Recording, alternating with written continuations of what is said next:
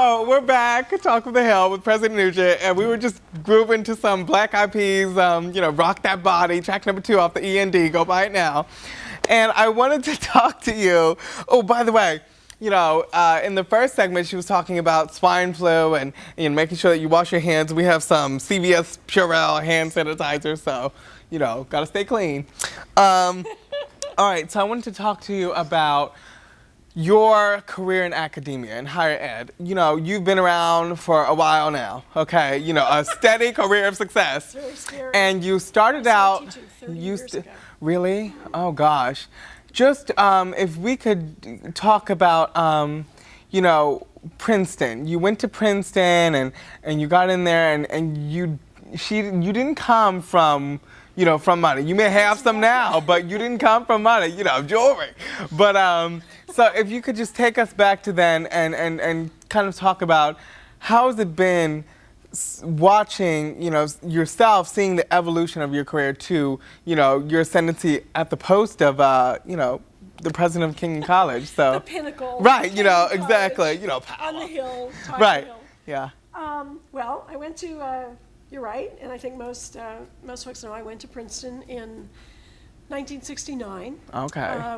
It was right around that time. Kenyon went co-ed in that year. Yeah.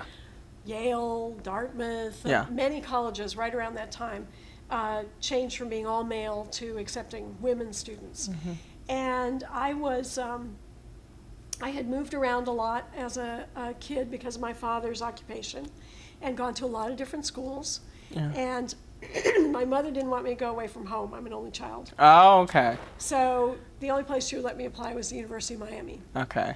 And I thought, yeah, right. I don't think that's for me. If you want to be somebody, so I secretly applied to Princeton. Okay, good for you. Snuck it in there. Good for you. And I got in. It was a great experience. In that first year, there were about 100 women and about 3,000 Oh, men. God. Too so much. That was an interesting experience. Yeah. It could have been bad, I think, for almost all of us. The women who were in that class, it was really a great experience. Right. And the campus was very welcoming. They wanted to make that change. Right.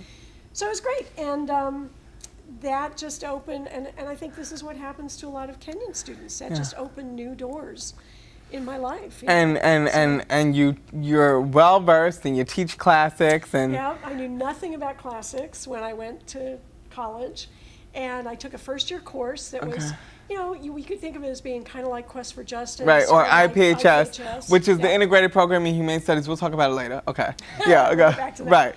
Right. So kind of what people call a great books course. Right. And I just loved it, and so that's when I started very late because a lot of people start Latin and Greek in high school or something. I started them in college. Yeah.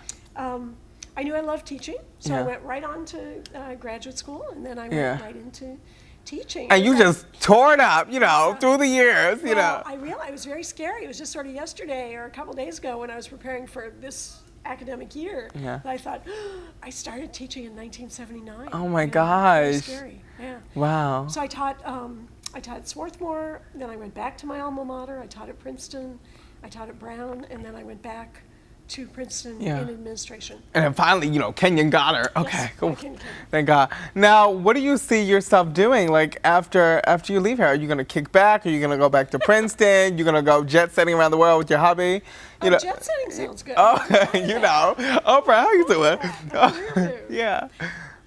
Who knows? I mean, one of the great things, I think, about my life is it's been utterly unpredictable. Yeah. And I've just always been lucky, and had great opportunities. So I have no idea what might be next. And I don't think that's any immediate thing, but will I kick back? That I can answer no. Okay. I can't imagine ever retiring, Yeah. The concept of retiring just doesn't compute for me. So. Becoming a vegetable, please. Now, I won't be watching talk shows. Right, okay. Oh, gosh, but, okay, so we have to go. I'm sorry. Dean Delahunty, our next guest, is over there. But anyway, we have to go, and it's just been it's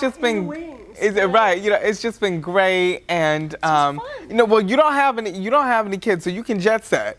That's right? true. Okay, so it's like, you know, where's Carmen Sandiego? You know, where's Georgia Nugent? You know, you know, walking around with some gold, you know.